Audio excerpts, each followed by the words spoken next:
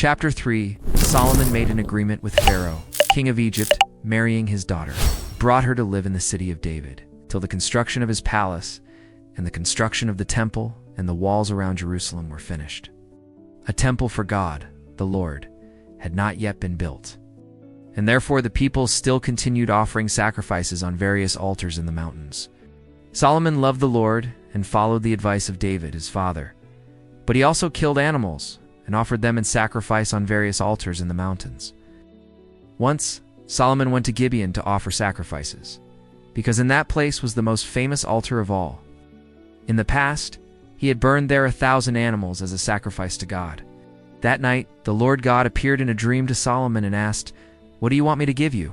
You have always shown great love to David, my father, your servant, and he was good, faithful, and honest toward you. Go."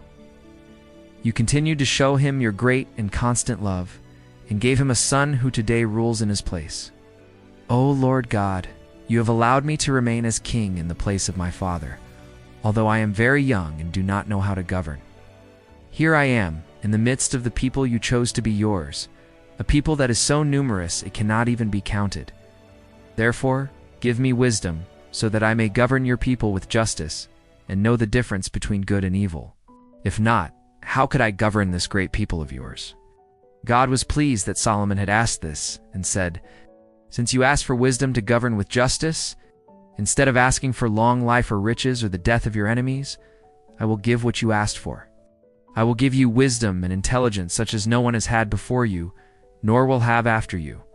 But I will also give you what you did not ask for.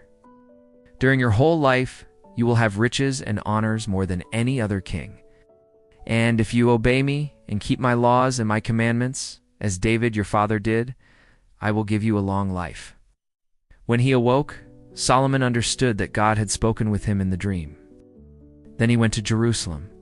He stood before the Ark of the Covenant and presented to God offerings of peace and sacrifices that were completely burned. Afterward, he gave a feast for all the authorities. One day, 2 prostitutes presented themselves before King Solomon. And one of them said, "O King Solomon, I and this woman live in the same house. I gave birth to a boy, and she was there with me. 2 days after the birth of my son, she also gave birth to a boy. Only we 2 were in the house. There was no one else there. One night she rolled unintentionally over her son and suffocated him. Then she got up during the night while I was sleeping, took my son, and placed him in her bed. Afterward, she placed the dead boy in my arms. The next morning, when I got up to nurse my son, I saw that he was dead.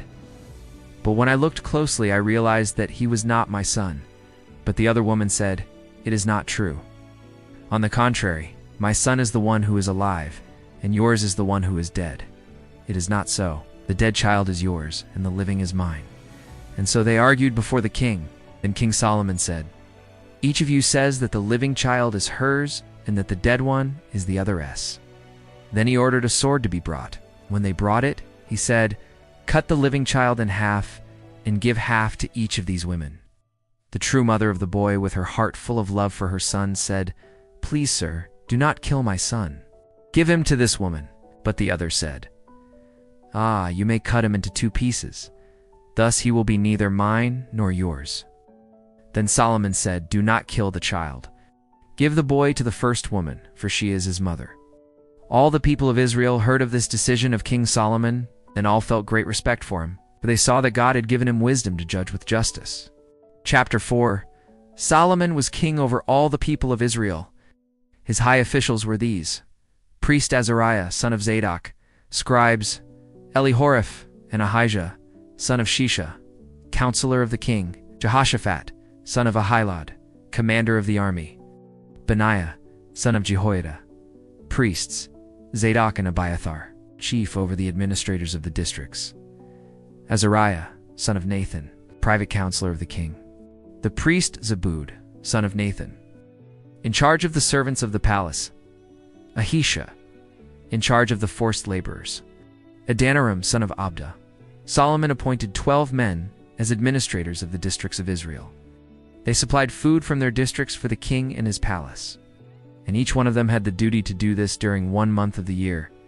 These are the names of these 12 administrators and of their districts: Ben-Hur, the hill country of Ephraim, Ben-Decker, the cities of Makkaz, Shalboom, Beth-Shemesh, Ilon, and Beth-Hanan, Ben-Hest, the cities of Arubath and Sako, and all the land of Hepher, Ben-Abinadab, who was married to Taphath, daughter of Solomon, all the region of Dor-Bana, son of Ahilad, the cities of Tanash, Megiddo, and all the region that was near Bethshean, near the city of Zariah, south of the city of Jezreel, to the cities of Abeel-Meholah and Jochamim, Ben-Gaber, the city of Ramoth, in the region of Gilead, the villages of Gilead that belonged to the group of families of Jair, descendant of Manasseh, in the region of Argob, in Bashan, where there were in all 60 great cities surrounded with walls and with bronze bars on the gates, Ahinadab, son of Edo, the district of Mahunam, Ahimaaz, who was married to Basemoth,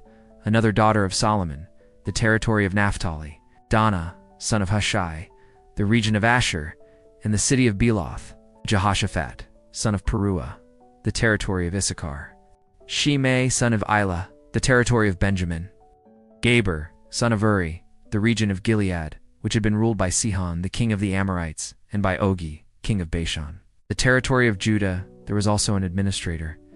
The people of Judah and of Israel were as numerous as the grains of sand of the seashore. They ate, drank, and were very happy. Of the kingdom of Solomon were part all the nations that were from the river Euphrates to the land of the Philistines and to the border of Egypt. These kingdoms paid taxes to Solomon and were dominated by him during all his life.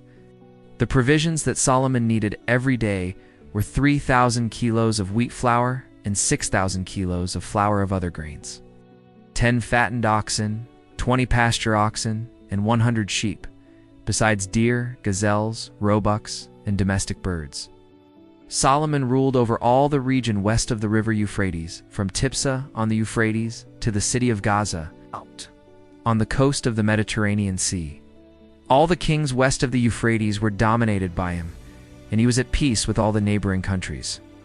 During the life of Solomon, the people of Judah and of Israel lived in security, and from one end of the country to the other, each family had its own vines and fig trees.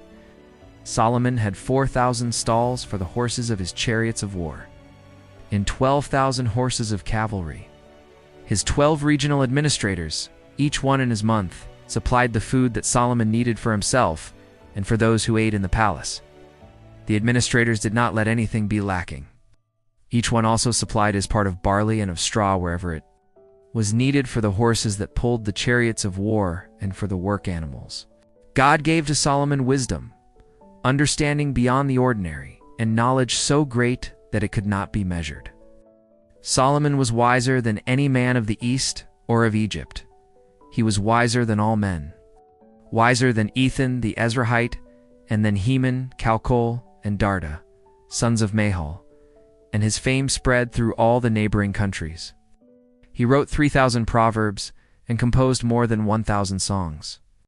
He spoke of trees and plants, from the cedars of Lebanon to the hyssop that grows on the walls. He also spoke of the animals, the birds, the creeping things, and the fishes. Kings of the whole world heard of the wisdom of Solomon and sent people to hear him.